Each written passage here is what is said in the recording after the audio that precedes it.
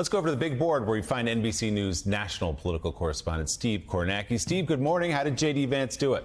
Yeah, I mean, he put together quite a coalition here, and you can see Vance, Mandel, the two candidates who went the hardest after getting that Trump endorsement, geared their rhetoric the hardest towards getting Trump voters.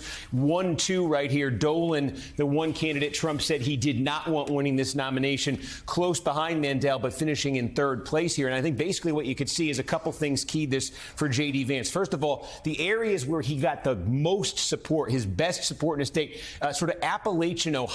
Take a look here at Scioto County. This is Portsmouth, Ohio. They say this is where Southern hospitality begins. I think this is the best county in the state for Vance, 47% here. And you can see Dolan, who there was a lot of momentum behind late in the campaign, we were told, single digits here. And he was single digits and just absolutely buried throughout Appalachian, Ohio. So that really dented Dolan's ability to put together a competitive statewide coalition. Meanwhile, Vance was running up the score in places like this. And this is sort of the heart of Trump country, I should say, too, in Ohio. Counties all along sort of in the Appalachian regions of Ohio. I think there's 32 of them in Ohio. 28 of them Trump even beat John Kasich in back in the 2016 primary. And all in this region in here, you can see Vance was just running up the score. But the other thing that happened to Vance was, and the hope for Dolan was this, Dolan was hoping to run up huge numbers in the urban areas, in the metropolitan areas, in the suburban areas. This is Dolan's base right here. Cuyahoga County, Cleveland,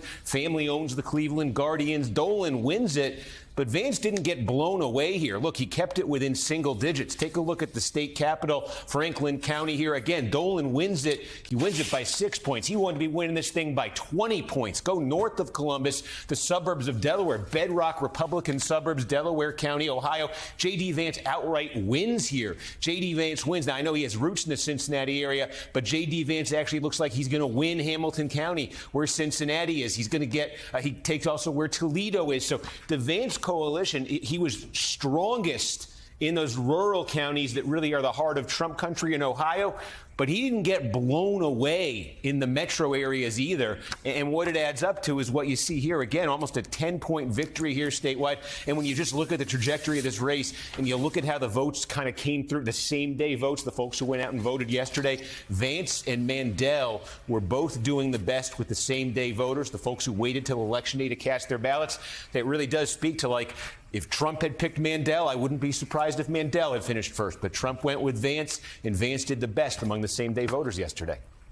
You know, Steve, Ohio, I think, of all the states over the past 12 years or so, 10, 12 years, that we've seen transform themselves, Ohio actually, for me, is even more surprising than Pennsylvania, Wisconsin, Michigan, Florida, which has become much more red. I mean, this is a state that Barack Obama won twice by about 4 percentage points. Obama won it going away. And you just look at the Midwest. If we want to see what happened, remember, it wasn't so long ago that you actually had Democrats bragging about their blue wall in the Electoral College.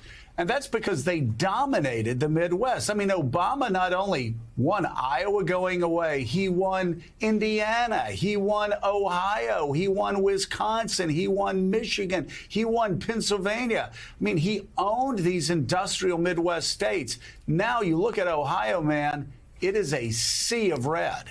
And I'm just calling up, this is Trump-Biden 2020 in Ohio. And take a look here, if we can get it called up. I was just showing you Scioto County here. Here's an example of exactly what you're talking about, Joe. In 2020, Donald Trump wins this county by 42 points over Joe Biden. Play this back against Hillary Clinton. The margin was almost 40. Go back to 2020.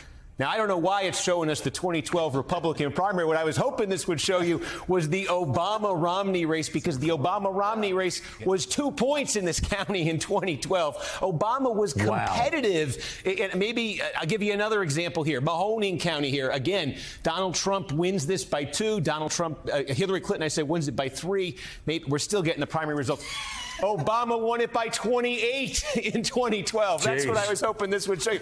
Good for Rick Santorum, though. He kept it competitive in the primary. Sorry, I was going to be so much more dramatic, but this should say 28 points for Barack Obama back in 2012, and that's the kind of movement you saw around Youngstown. Well, I mean, for Democrats trying to figure out exactly what's happened to them nationally, they can look no further than Ohio. You're right. I mean, there are counties in Ohio, Steve, that Republicans are running away with that just 8 years ago, Democrats were winning. And it's the flip side of it is where there have been gains for Democrats would be, right around, for instance, Franklin County, Columbus here. Democrats have improved. Delaware County, Biden was not able to carry, but he's made some progress there. Places where you do have higher incomes, higher concentration of college degrees. The Columbus area actually is growing. You don't see a lot of population growth elsewhere around the state. But yeah, it's these areas, these rural areas. We're showing you certainly in Appalachian, Ohio, that were willing to vote Democratic, where even Barack Obama was competitive while he could run up the score elsewhere. You have just seen 30, 40-point swings in the Republican direction. Again, you looked at that map last night. It's where J.D. Vance was the strongest last night. So when people say the Trump effect, that's why I think the Trump effect really did carry him, because those areas that Trump flipped the most dramatically were the strongest for Vance last night. So Steve Kornacki proving he doesn't even need the big board. He's got the exact spread in 2012 right up here in his head. Thank you very much, Steve. That's okay. We'll make it work next time. Coming up.